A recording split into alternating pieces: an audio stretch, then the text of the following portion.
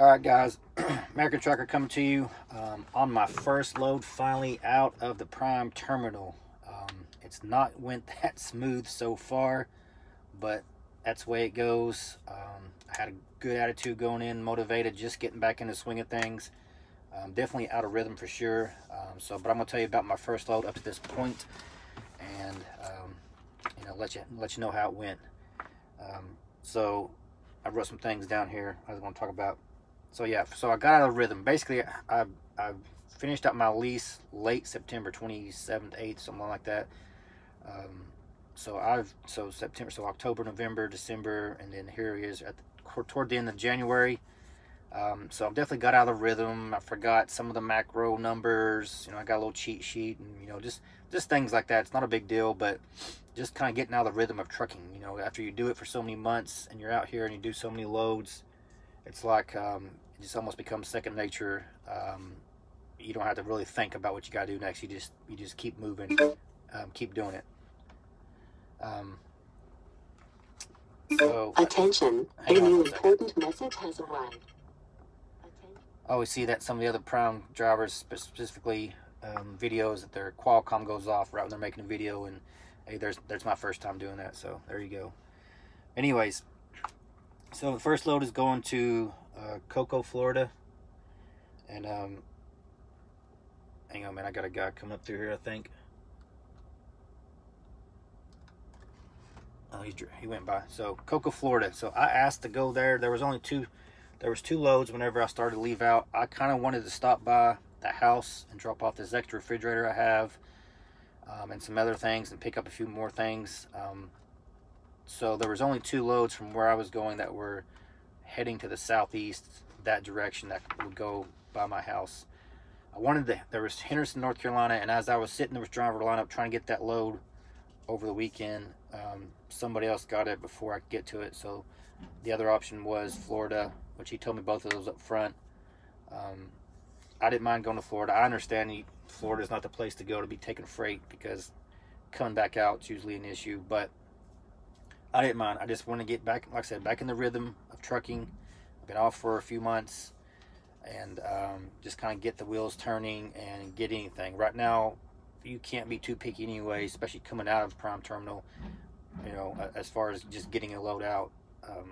I don't know they have that many available at the moment anyways. But anyways, sunshine down there, warm. It gets me out of this crazy weather in the northeast or northwest or whatever, and for a few days. And I got plenty of time on the load. Almost had an extra day, which I normally don't like. That's too much time for me. But the first load back, I'll take it.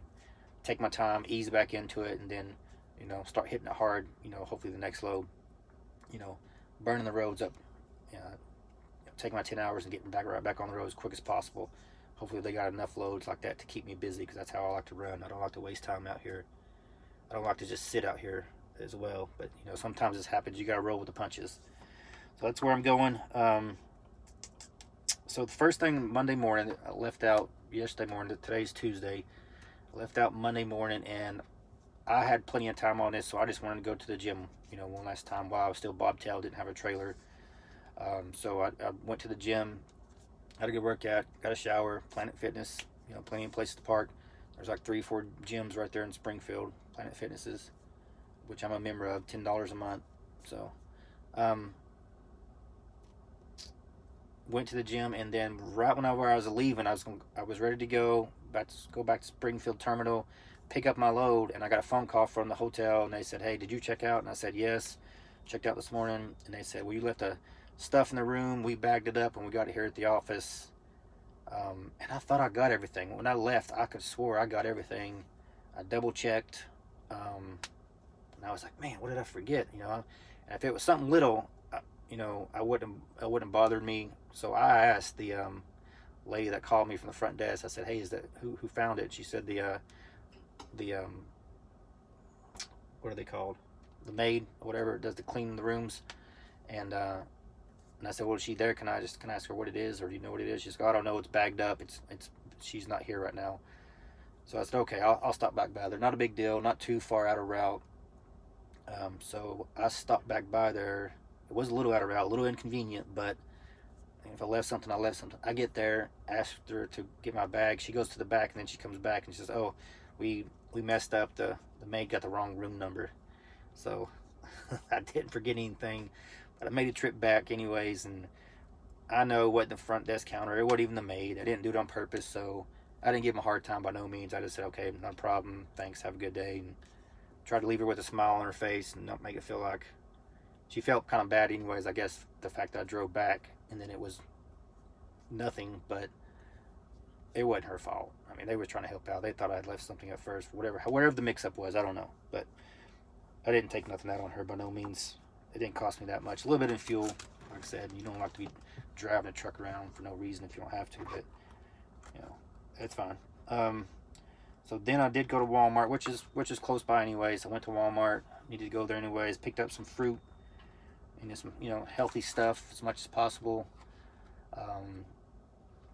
It ain't easy to eat healthy out here, so you got to try to find a way to make it happen as much as possible. I ain't talking about you're not entering no kind of, you know, bodybuilding competition and, you know, counting macros and all this other crazy stuff that people do, that when they try to go on, you know, these swing diets where they cut out everything or all at once, you know, 100% all in, you know, a week, a month or whatever, and then all of a sudden, yeah, it's too hard and they quit. So ease into it. Just change little habits in your eating habits little by little for the better. Do some research. There's all kinds of information out there, but stick to the basics, the basic principles on eating healthy and the basic principles on working out. That's why I suggest everybody start. Don't look up at these YouTube videos. If it sounds like a crazy diet or too hard to do, then don't do that. Do something else. If it sounds like a crazy workout or some exercise you've never seen before, I probably wouldn't do that. I would master the basics, and then you work your way up, and then try little things that may help you out, eating habits or working out. But don't just go for these crazy fads or all these crazy things. Just use your common sense when it comes to both of those situations. All right. Oh, one thing I don't do anymore is I don't keep a snacks right beside my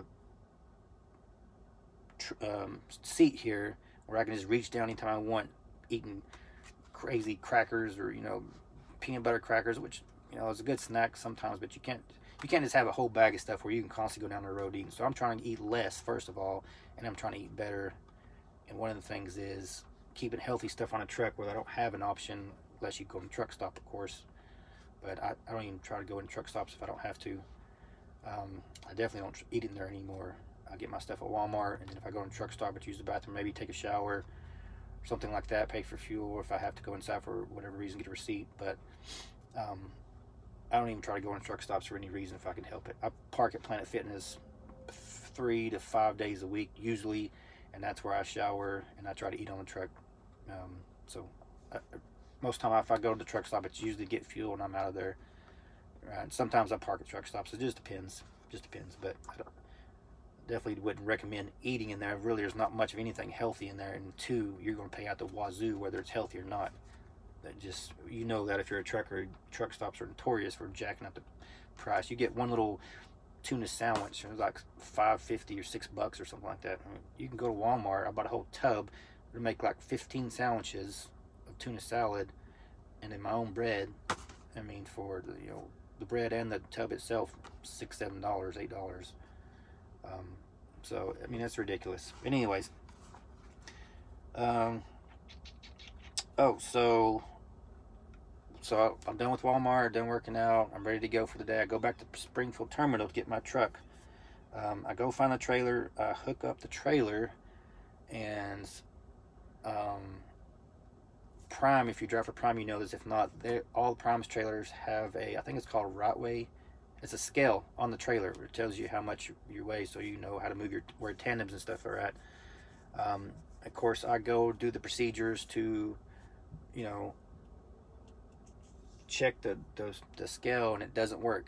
And I go in there and push the trailer brake in and let air fill up, and then pull it out. I do different combinations, thinking again I'm out of rhythm, and I feel like I'm out of rhythm, and I'm thinking, man, I don't even remember which knob goes in, which one doesn't on your trailer and tractor brakes, and how it works. It's like I were having a brain fart or something, because I was out of rhythm. Well, after trying a couple different combinations, I realized I was doing it right. I did remember how to do it the first time I tried it. The gauge is not working, which is very rare, but it does happen. Some of these trucks and some of these gauges, it just happens. So whenever I go turn it in, I will. I'll definitely note that. That's just to assist you. If you want to be sure, anyways, you need to scale it out. So I looked; it was in the 9th hole already. So I'm assuming probably at this time I don't have the paperwork in hand because I haven't went through outbound yet. I don't know how much it weighs, but I was guessing based off that. Hang on, there's another. He's got coming by again. He's gone. I was guessing based off the being in the 9th hole already that the guy before me that brought it to the Springfield terminal had probably already set it there for a reason. So I felt pretty comfortable hooking up and just going ahead and taking off. And I figured I would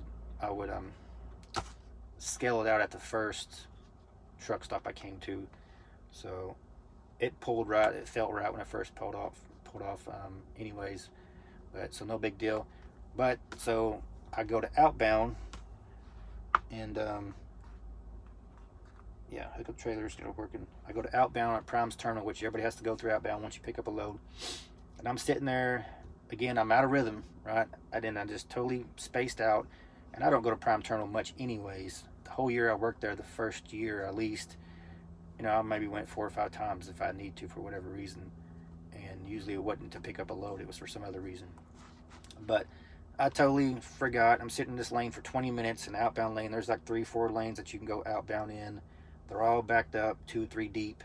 So once you get in there, you're basically committed. You're going to pretty much be in that lane till you go straight all the way through. I get up to the next person in line. I'm sitting there for 15 minutes waiting on the guy in front of me, 20 minutes for him to leave. I look over and I look up. The lane right beside me is the one lane you have to go through if you want to scale. They have a scale on one of the outbound lanes, but you got to go through that lane. Well, I'm sitting there thinking I definitely should have been in that lane. I wouldn't have to go to a truck stop and scale. That got a scale right here for free. I could have went through it, but anyways, again, like I said, I'm out of rhythm, so I'm just trying to get back into the swing of things.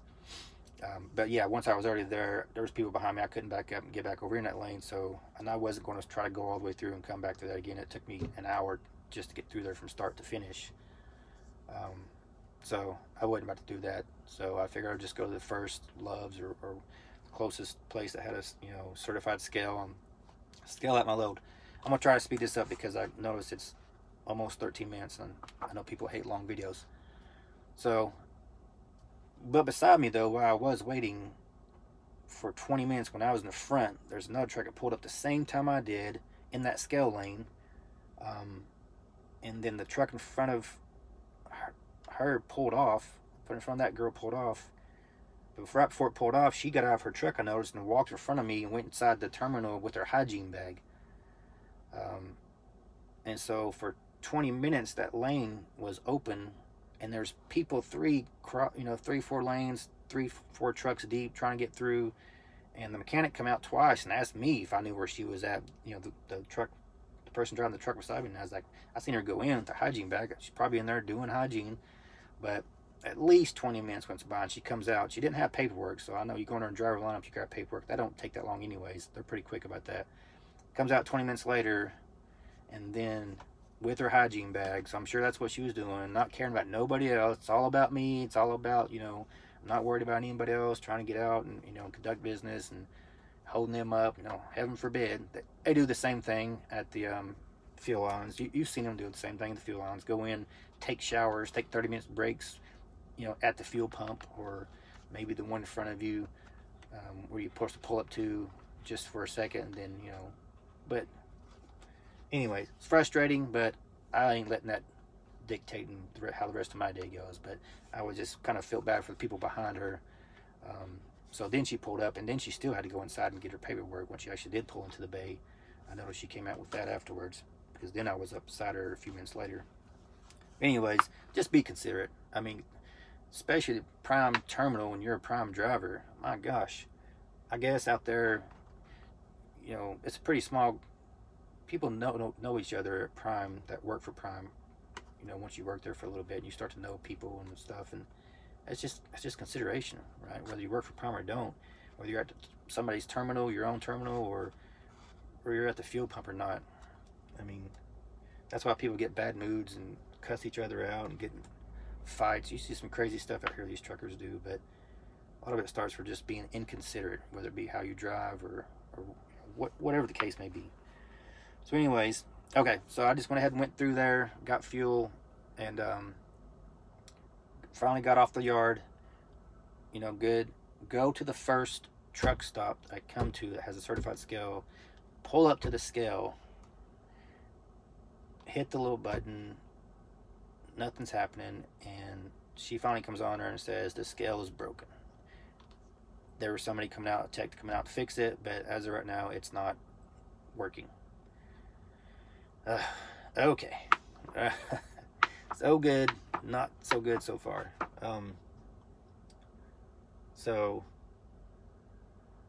I went to the next truck stop, got scaled out. It was working, which right down the road. Wasn't too big of a deal, but it's just like between me being out of the rhythm and, you know, the scale on the truck not working, me going through the wrong outbound lane that I should have went through,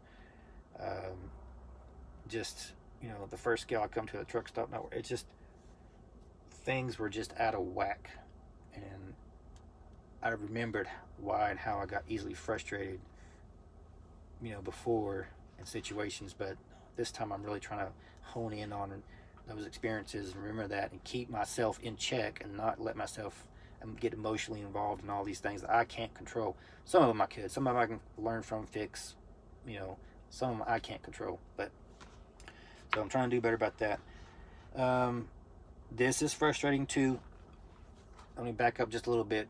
Before I left out, one thing I didn't have on my truck that I was trying to get since I've got this truck, the only thing I haven't had yet is a pre-pass, and I still don't have a pre-pass. The little pre-pass goes in the window when you start to go by a way station.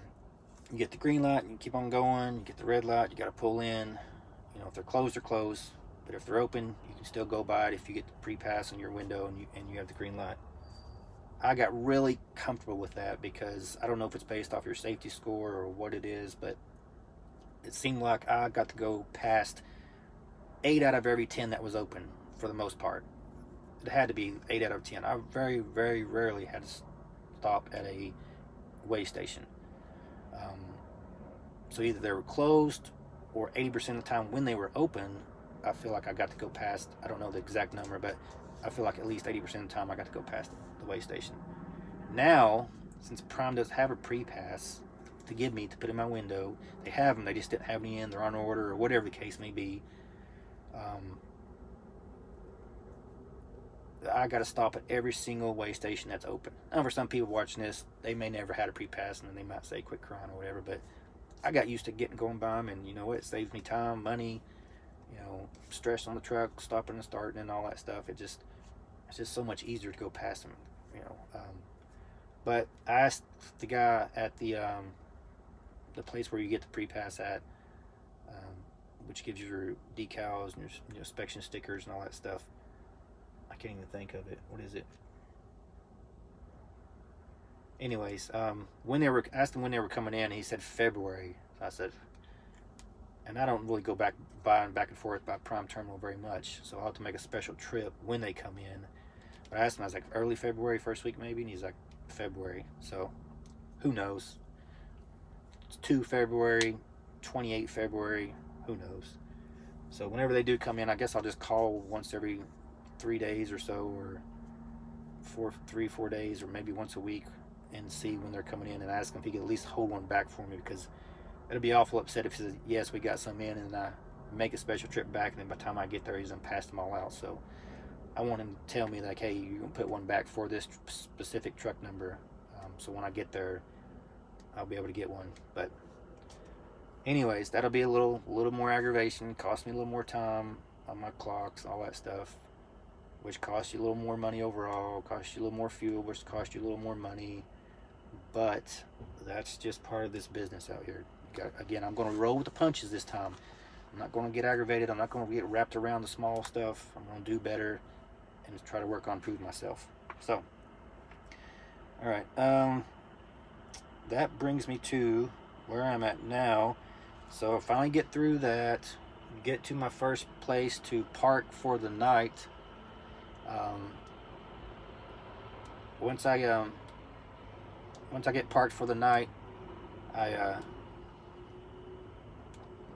this truck's coming beside me. I'm not sure if he's trying to park. I might be in the way. If he is, we'll see where he goes. But anyways, I get through the first night, get to park day one, and reefer alarms start going off, one after another, about every 10 minutes, 12 minutes or so, getting reefer alarms. So after the couple of them, sometimes they go off and then you never hear from them again. It could have been a glitch or whatever. So after about 2 of them, 3 of them, I went ahead and called Road Assist and said, hey, here's what I'm getting. Of course, this guy was back in right beside me. Oh my gosh, let me, hang on a minute. All right guys, American Trucker. Anyways, I'm here at the carrier unit, get my trailer fixed. I'm gonna have to end this, so I gotta drive. All right, American Trucker, I'm out.